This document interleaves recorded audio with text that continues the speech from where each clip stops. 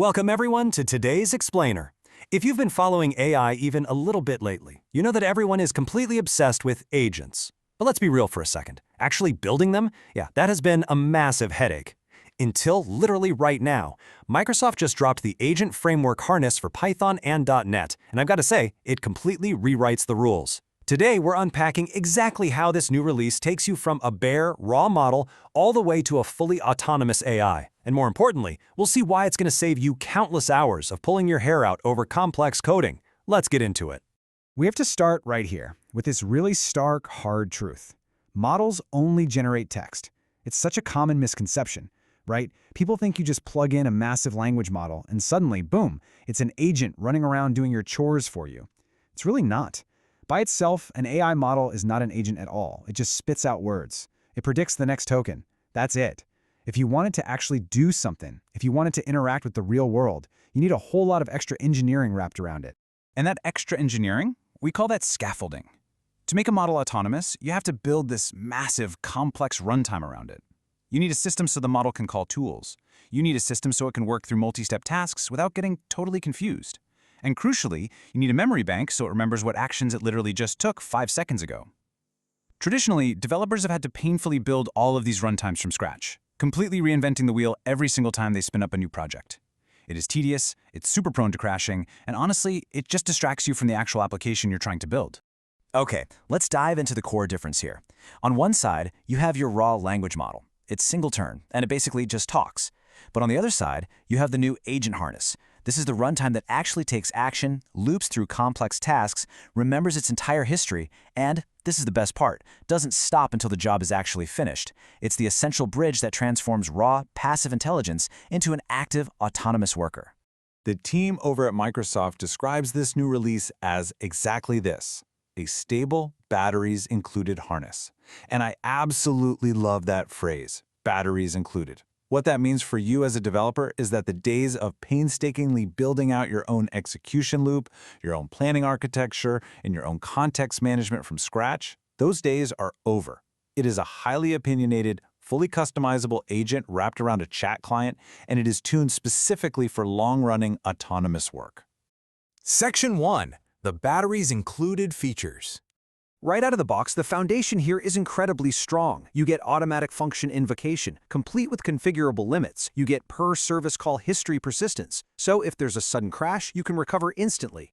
Or you can just inspect the logs mid-run. You get file memory for durable session notes, built-in open telemetry for observability, but the one that absolutely blows my mind, compaction. The harness automatically manages the context window for you. That means your incredibly long tool calling loops never overflow and crash your app. It just handles it. But wait, it doesn't stop with just the basics.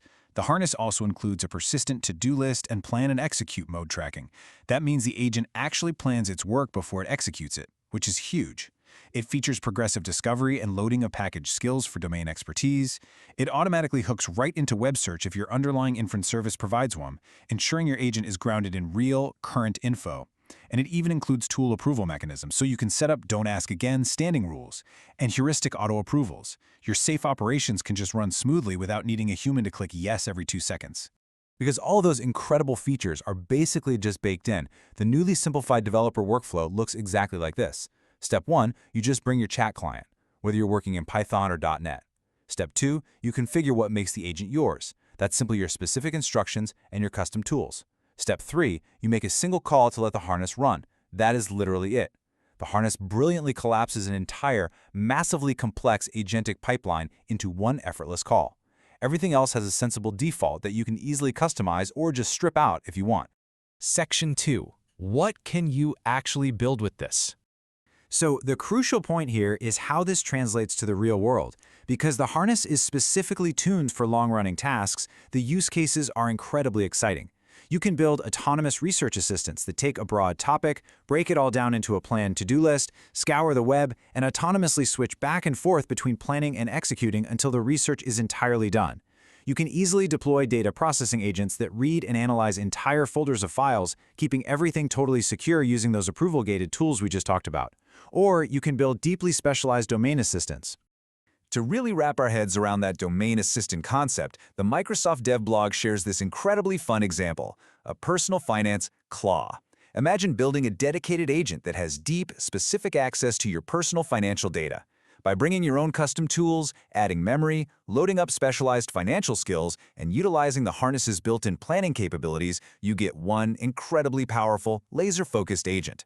And because the harness manages all that annoying underlying scaffolding, you can just grow this assistant feature by feature over time without ever worrying about the whole architecture just collapsing on you. Let's move to Section 3 and see how this builds into, coming soon, advanced capabilities. Now, if you're the kind of developer who loves living on the bleeding edge, you can actually opt into these features right now, though definitely expect a warning flag as they're still gathering feedback. Background agents will let your main agent delegate subtasks concurrently. Think about the speed increase there. Scoped file access provides restricted working directories for extra safety. Looping re-invokes the agent until very specific conditions are met. And they even have an alpha package for running actual shell commands directly from the agent. The potential here is absolutely massive. All of which leaves us with the most important question of all. What will your agent do? Seriously, the days of struggling to build complex loops, wrestling with overflowing context windows, and writing fragile, messy code are over. A stable, batteries-included, production-ready runtime is finally here for Python and .NET. The scaffolding is built, the heavy lifting is done. All you have to bring is your chat client, your instructions, and your imagination. Thank you so much for joining me for this explainer. I seriously cannot wait to see what you all built.